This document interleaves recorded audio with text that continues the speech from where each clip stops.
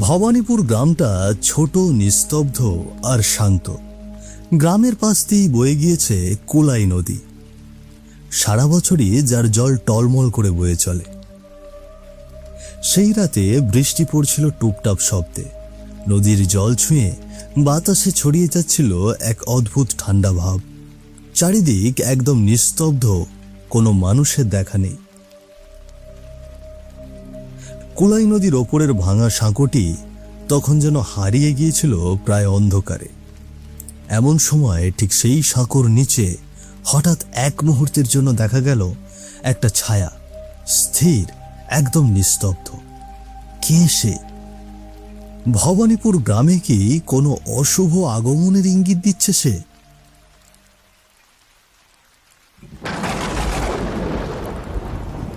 ঠিক তখনই আকাশে তীব্র শব্দে একটি বাজ পড়ল, আর চোখের পলকেই মিলিয়ে গেল সেই ছায়া। পুরো আকাশ জুড়ে তখন ঘন কালো মেঘ। বাতাসে কেমন একটা ভারী ভাব। গাছপালার পাতা পর্যন্ত নিস্তব্ধ। শুধু দূরে কোথাও দু একবার শোনা যাচ্ছিল বজ্রপাত পড়বার শব্দ।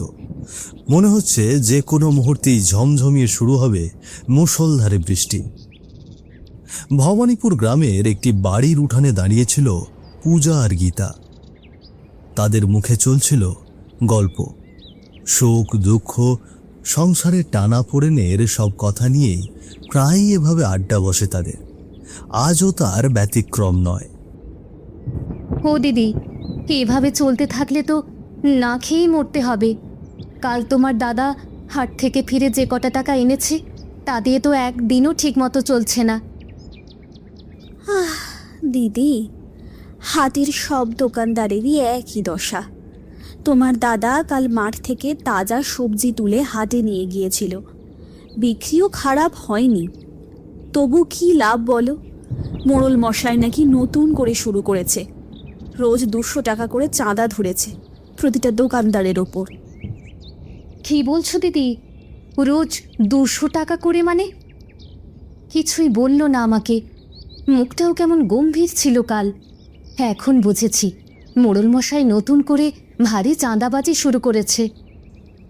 হ্যাঁ গো, গত বছর তো 100 করে নিত, তাতেও মন ভরেনি ওনার। এবার একেবারে এক ঝটকায় দ্বিগুণ করে দিয়েছে চাঁদা। না দিদি, আর নয়। এমন অন্যায় আর কতদিন চুপ করে সয়ে যাব আমরা? মুখ বুজে থাকলে পরে যে আর রক্ষা থাকবে না। এখনই এটার বিরুদ্ধে রুখে দাঁড়াতে হবে, নইলে সকলে শেষ হয়ে যাব একে একে। হ্যাঁ গো, তুমি একদম ঠিক বলেছ দিদি। কিন্তু আমার যে বড্ড ভয় করে। মোড়ল মশাই যে খুব একটা ভালো মানুষ নয়, সে তো গ্রামের সবাই জানে। এখন বলো, এমন লোকের বিরুদ্ধে কেউ কি রুখে দাঁড়াবে? ভয় কিসের গো? শুনেছি হাটের সব দোকানদারই নাকি এবার মোড়লের উপর ভীষণ চটে আছে। সবাই যদি একজোট হয়, দেখবে মোড়লের সেই দাপট চোখের পলকেই হাওয়া হয়ে যাবে। দিদি, তা যা বলেছ। এবার মোড়ল বুঝবে হাটের দোকানিরাও কোনো অংশে কম নয়।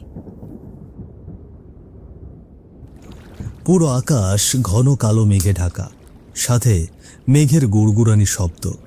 প্রায় সন্ধ্যা হয়ে এসেছিল। তবে নদীর পাড়ে বসে জাল ফেলে মাছ ধরতে ব্যস্ত কানাই ও গঙ্গা খুঁড়ো। ও খুড়ো, সন্ধে হয়ে গেল যে, আর কতক্ষণ এমনভাবে জাল ফেলিয়ে বসে থাকবে বলো দেখি? অনেক তো হলো, এবার চলো বাড়ির দিকে যাই। বাপু, তোদের একটাই সমস্যা, কোনো কাজ করতে এলে ধৈর্য হারিয়ে ফেলিস। তা না গো, আগে আমার কথাটা শোনো তো। শোন, ওই রাঘবের মুখে শুনলাম অন্ধকার নামার পর নাকি কয়েকদিন ধরে নদীতে ভালো মাছ ধরা যাচ্ছে। তুই থাকলে চুপচাপ বসে থাক, না হলে বাড়ি চলে যা। আরে খুড়ো, মাছ পরে ধরা যাবে, আগে আমার কথাটা তো শোনো। গ্রামে নাকি আবার সেই কালো ছায়াটা দেখা যাচ্ছে। ওই পল্লবীর ঠাকুমা, উনি নাকি নিজের চোখে দেখেছেন সেই ছায়াটাকে। কি বলিস? সেই কালো ছায়াটা আবার গ্রামে? এ কি করে সম্ভব রে? গত বছর তো মোড়ল মশাই নিজে গুরুদেবকে ডেকে এনে ওই ছায়াটাকে গ্রাম থেকে বিদায় করেছিল। তারপর তো পুরো গ্রাম বন্ধ করে দিয়েছিল। তাহলে আবার কি করে সেই ছায়াটা দেখা দিতে পারে বলতো? সেসব আমি ঠিক জানি না গো, তবে শুনেছি এই ব্যাপারটা নিয়ে মোড়ল মশাই ভীষণ চিন্তায় আছেন। কারণ যিনি সেই গ্রাম বন্ধনের কাজটা করেছিলেন সেই গুরুদেব নাকি গত বৃহস্পতিবার মারা গেছেন। এত কিছু ঘটেছে আর আমি এইসব বিষয়ে কিছুই জানি না। তা তোকে কে বললো শুনি? আরে খুড়ো, সতীশ আছে না, মোড়ল মশাইয়ের ছেলে, ও তো আমার বন্ধু, ওর থেকেই সব শুনলাম। আর এই বিষয়ে গ্রামের কেউ এখনো জানে না।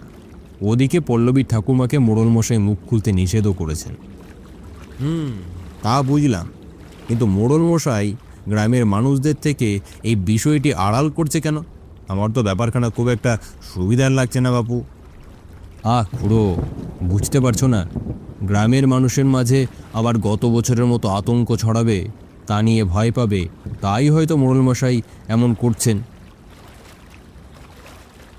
আসলেই কি মোড়লের আসল উদ্দেশ্য ছিল গ্রামের লোকেদের জানানো থেকে বিরত রাখা, যাতে তারা ভয় না পেয়ে যায় আর গ্রামে আতঙ্ক না ছড়ায়? নাকি এর আড়ালে লুকিয়ে আছে আরও বড় কোনো রহস্য? এই প্রশ্নটাই ঘুরপাক খাচ্ছিল খুঁড়োর মনে। ঠিক সেই সময়ে কানাই আর খুঁড়োর কথার মাঝখানে হঠাৎ যেন একটা ঠান্ডা হাওয়া বয়ে গেল খুঁড়োর পেছন দিয়ে। মুহূর্তেই চারপাশে নেমে এলো এক অদ্ভুত নিস্তব্ধতা। অবশ্যই তা হতে পারে, কিন্তু তারপরও এ কানাই, আমার পেছনে মনে হলো ঠান্ডা কি যে ছুঁয়ে গেল রে। খুড়ো, তুমি একটু বেশি ভাবছো, তাই এমন মনে হচ্ছে। কানাইয়ের কথায় চুপ হয়ে গেল খুঁড়ো, কিন্তু তার মনে যেন জন্ম নিল এক সন্দেহের ফোয়ারা। কি গেল তার শরীর ছুঁয়ে? তবে কি সেই কালো ছায়া? ঠিক এমন সময় হঠাৎ শুরু হলো ঝমঝম করে মুষলধারে বৃষ্টি। খুড়ো, দেখলে তো বৃষ্টি শুরু হয়ে গেল। আর বসে না থেকে জলদি চলো, বাড়ি যাই। হ্যাঁ হ্যাঁ, চল চল বাড়ি যাই।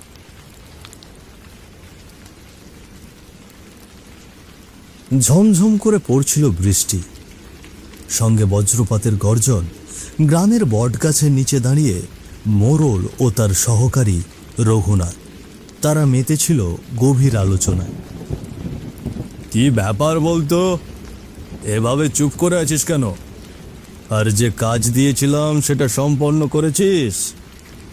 আজ্ঞে মোড়ল মশাই, কাজ তো প্রায় শেষের দিকে, তবে এদিকে আর একটা নতুন সমস্যা এসে হাজির হয়েছে। আবার কি সমস্যা হলো? গ্রামে কি নতুন কেউ সেই বিষয়টা জেনে গেছে?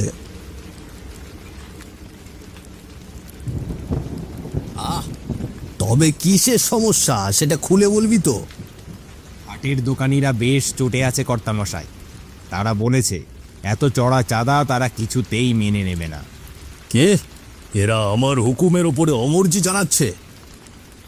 এত বড় সাহস কি করে হয়? আর তুই চুপ করে দাঁড়িয়েছিলি, ব্যাটাদের হাত পা ভেঙে ঠিক জায়গায় বসাতে পারলি না? মোড়ল মশাই, এইভাবে রাগ দেখিয়ে লাভ হবে না। হাটের সব দোকানিরা এখন চটে আছে। ব্যাপারটা ছোট নয়, একটু মাথা ঠান্ডা করে ভাবুন। ঠান্ডা মাথায় এই ব্যাপারটা সামলাতে হবে। তা অবশ্য ঠিক বলেছিস। আচ্ছা, তবে দেখছি বিষয়টা নিয়ে কি করা যায়। বিকেলের ছায়া নেমে এসেছিল কুলাই নদীর জলের ওপর। হালকা বাতাসে ঢেউ দিচ্ছে নদীটা। পথের পাশে দাঁড়িয়ে কি জানি এক বিষয়ে গম্ভীর হয়েছিল হাটের দুই দোকানি মহত্ত আর রমেশ। না রে, না না না না, ব্যাপারটা কেমন যেন গন্ডগোল লাগছে। মোড়ল মশাই আজ সন্ধ্যায় হঠাৎ করে বৈঠকে ডাকছে কেন? এত সহজে আমাদের দাবিগুলো মেনে নেবেন? বিষয়টা আমি একেবারেই মেনে নিতে পারছি না। আমার মনে হচ্ছে এর পেছনে নিশ্চয়ই ওনার কোনো একটা ফন্দি আছে। হ্যাঁ রে, আমারও তাই মনে হচ্ছে। গতবার যে কেলোর কীর্তি হয়েছিল সেটা তো আমি এখনো ভুলিনি। আচ্ছা, সকালে তো থাকবো, সন্ধ্যাবেলায় দেখা যাক উনি কি বলেন। তবে এইবারে কিন্তু কোনো ভয় পেলে চলবে না। সকলে মিলে একজোট হয়ে সবকিছু বলতে হবে। বেশ, তাই হবে। সন্ধ্যা নামতেই হাটের সব দোকানিরা জড়ো হয়েছিল বটগাছের তলায়। মোড়ল মশাই বসে ও পাশে দাঁড়িয়েছিল রঘুনাথ। আজকের এই সন্ধ্যায় বসেছে গ্রামের হাটের দোকানিদের সমস্যা মেটানোর একটা বৈঠক সভা।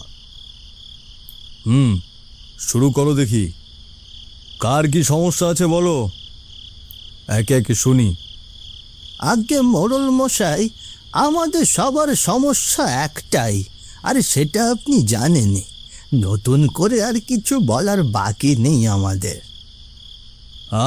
কি জানি কি জানি না সেসব এখন বাদ দাও। এখন বলো তোমার কি সমস্যা, তারপর বাকিদের থেকেও তাদের নিজ নিজ সমস্যার কথা জানা যাবে। আগে মোড়ল মশাই, আপনি যেভাবে প্রতিটি দোকানের জন্য রোজ 200 টাকা করে ধার্য করেছেন, সেটি আমাদের দ্বারা দেওয়া সম্ভব নয়। রোজ 200 টাকা করে দিলে নিজেদের জন্য তেমন কিছুই আর অবশিষ্ট থাকে না। শ্যামলালের কথা শুনে স্পষ্ট রাগের রেখা ফুটে উঠেছিল মোড়লের কপালে।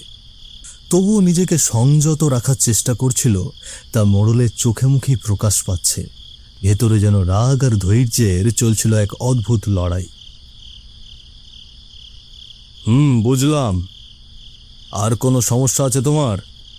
আগে না মোড়ল মশাই। মহত্ত, এবার তুই বলতো তোর কি সমস্যা? হ্যাঁ আগে মোড়ল মশাই, শ্যামলাল খুড়ো যেটা বলল, আমার অবস্থাটাও ঠিক সেরকমই। রোজ 200 টাকা দিলে ভাত ডাল খেয়ে সংসার চালানো দায় হয়ে পড়েছে। একটা সামান্য সবজির দোকান চালাই। বলছিলাম মোড়ল মশাই, এভাবে রোজ 200 টাকা দেওয়া আমার পক্ষে সম্ভব হচ্ছে না। আর কিছু সমস্যা আছে তোর? পরে কিন্তু আর বলার সুযোগ পাবি না। হ্যাঁ আগে আগে কোনো সমস্যা নেই।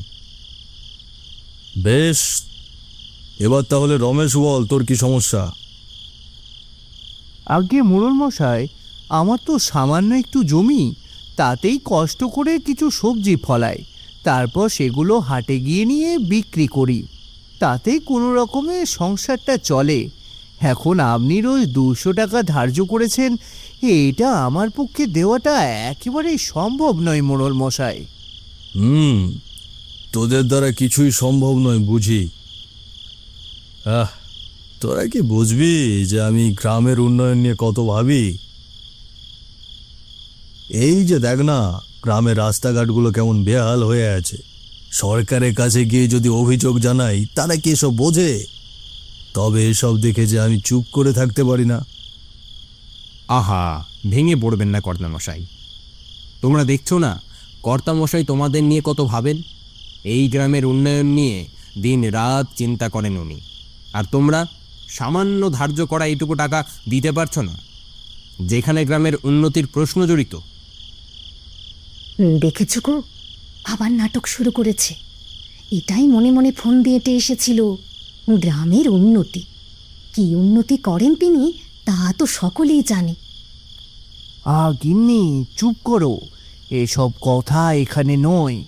মোড়লের কানে গেলে আর আস্ত রাখবেন না। সকলেই নিজের সমস্যার কথা খুলে বলল মোড়ল মশাইকে। এতদিনে দুঃখ কষ্ট যেন একসাথে বেরিয়ে এলো সকলের মুখ থেকে। কারো চোখে আশা, কারো মনে ভয়, তবুও সবাই চেয়েছিল ন্যায়ের একটা দিক। কিন্তু হঠাৎ এরই মাঝে ঝমঝমিয়ে শুরু হলো মুষলধারে বৃষ্টি। আহা, এই বাদলা এখনই নামতে হলো গিন্নি। মোড়ল মশাই নিশ্চয় এই সুযোগটায় কাজে লাগিয়ে সরে পড়বে গো। এই বৃষ্টি শুরু হয়ে গেল। আজকের বৈঠক এখানেই শেষ। বাকি কথা আমি রঘুনাথের মাধ্যমে তোমাদের জানিয়ে দেব। সকলে বাড়ি যাও।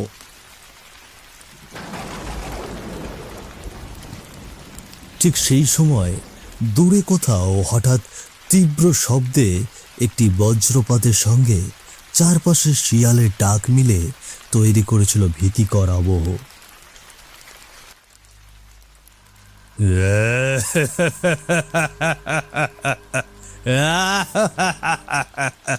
আর সেই মুহূর্তেই এক ভয় মিশ্রিত হাসি দিয়ে হাজির হলো এক নরপিশাচ।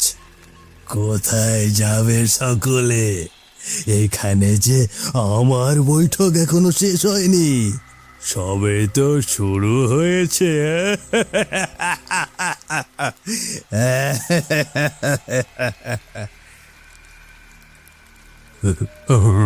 রঘুনাথ, এ কেমন করে এলো এখানে? এ কেমন করে এখানে এলো? তুই তো বলেছিলি যে কাজ শেষ হয়ে গেছে, তবে কি তুই আমার সঙ্গে বিশ্বাসঘাতকতা করেছিস?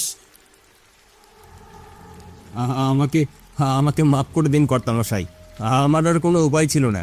সেদিন রাতে আমি যখন গুরুদেবের খোঁজে গিয়েছিলাম, তখন হঠাৎ করে অতৃপ্ত আত্মা আমার সামনে হাজির হয়।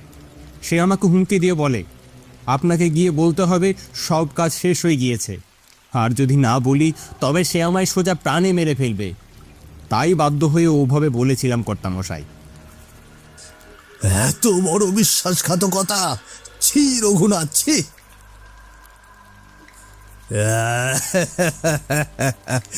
মোরল, দেখলি তোর নিজের লোকই তোর সাথে কেমন বিশ্বাসঘাতকতা করলো।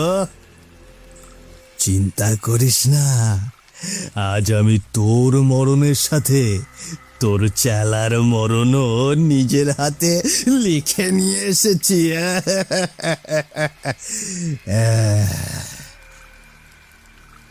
না না, তুমি বলেছিলে আমায় মারবে না, তাই তো তোমার কাজ করলাম। চুপ, একদম চুপ। মনে নেই সেদিন রাতে কি করেছিলি তোরা? সকল দোকানি দাদারা, শ্যামল খুঁড়ো, আমি তোমাদের হাটের বিক্রম দোকানি গো, বিক্রম। বিক্রম, তোর এমন অবস্থা কেমন করে হলো রে বাপু? আমরা তো শুনেছিলাম তুই রেগে গ্রাম ছেড়ে একেবারে শহরে চলে গিয়েছিস। তোর বউ পিয়াসি সেই শোকে গ্রাম ছেড়ে বাপের বাড়ি চলে যায়। না না, আমি গ্রাম ছেড়ে কোথাও যাইনি। এই মোরলি চক্রান্ত করে আমার শেষ সম্বল ওই সবজি চাষের জমিটুকু হাতিয়ে নেওয়ার চেষ্টা করেছিল। উপরন্তু গত বছর দোকান প্রতি রোজ 100 টাকা করে চাঁদা চাপিয়ে দিয়েছিল। এসবের বিরুদ্ধে আমি রুখে দাঁড়াই ও রঘুনাথের কাছে মোড়লকে নিয়ে অভিযোগ জানাই। আরে তারপর কি হলো রে বাপু? আরে তারপর সেদিন রাতে মোড়ল আমাকে সাঁকোর কাছে ডেকে পাঠায়। সেখানে যাওয়ার আগে আমার গিন্নির সঙ্গে খানিকটা ঝামেলা হয় আমার, আর সেটা ওই শয়তান মোড়লের কারণেই। ওনার চাপেই আমার সংসারের অভাব আর কিছুতেই ফুরাচ্ছিল না। রাগে আমি গিন্নিকে কিছু না বলেই বাড়ি থেকে বেরিয়ে আসি এই মোড়লের সাথেই দেখা করতে। আর তারপর মোড়ল ষড়যন্ত্র করে আমাকে সেই সাঁকোর ওপরে মেরে ফেলে, আমার লাশ গুম করে দেয়। আমি প্রতিশোধ নিতে ফিরে এসেছিলাম, তবে ওই কাল ভৈরব তান্ত্রিকের দ্বারা এই শয়তান মোড়ল আমাকে বন্দি করে নেয়। কিন্তু ভগবানের কৃপায় ওই তান্ত্রিক মারা যায়, আর সেই শক্তিও শেষ হয়ে যায়। আর আমার আমার মুক্তি মেলে। তবে আমার অপেক্ষা ছিল এই অমাবস্যার রাত। আজ আমার শক্তি দ্বিগুণ হয়ে গিয়েছে।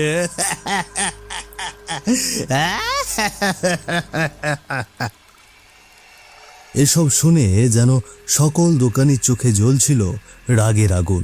অন্যদিকে সেখান থেকে কিভাবে পালিয়ে বেরোতে পারবে সেই আশায় ছটফট করছিল মোড়ল।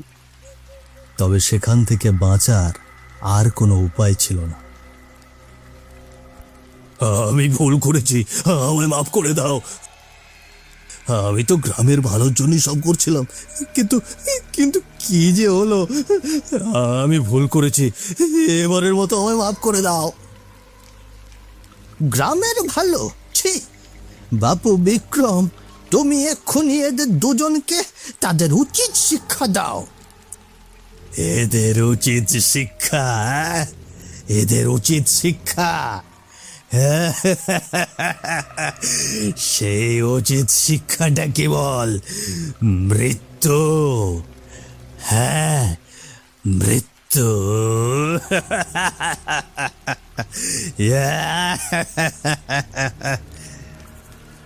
এই কথা বলার পরে বিকট এক অট্টহাস্য করতে করতে মোড়লের কাছে ছুটে গেল পিশাচটি, আর এক মুহূর্তেই তার ঘাড়ে সজোরে একটি কামড় বসিয়ে দিল।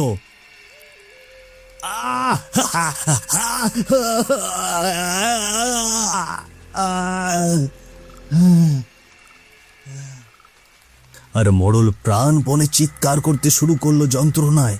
তারপর মুহূর্তেই তার নিথর দেহ লুটিয়ে পড়ল মাটিতে।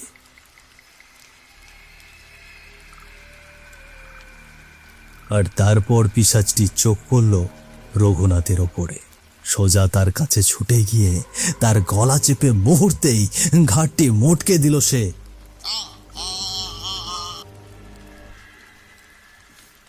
এক মুহূর্তেই দুই পাপীর জীবন শেষ। তাদের কর্মফলই হয়ে দাঁড়ালো তাদের মৃত্যুর কারণ। তোমরা এবার মুক্তি পেলে এমন এক পাপীর হাত থেকে। আমারও প্রতিশোধ শেষ। এবার আমার যাওয়ার পালা।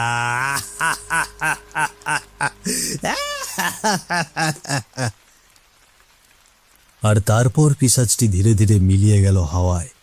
চারিদিকে শুধু রয়ে গেল বৃষ্টির ঝমঝম শব্দ আর গ্রাম জুড়ে এক ভয়াল স্মৃতি। সেই স্মৃতি যেন সেখানে দাঁড়িয়ে থাকা কেউই কখনো ভুলতে পারবে না। পরবর্তীতে গ্রামবাসীরা সাঁকোর নিচে কোলাই নদীর জলে সাঁতার কাটতে গিয়ে দেখল কোমরে ইঁট বাঁধা একটি কঙ্কাল, এবং সেটি তুলে সকলে মিলেই তার শেষ সংস্কার করল। হয়তো সেটিই ছিল বিক্রমের মৃত কঙ্কাল।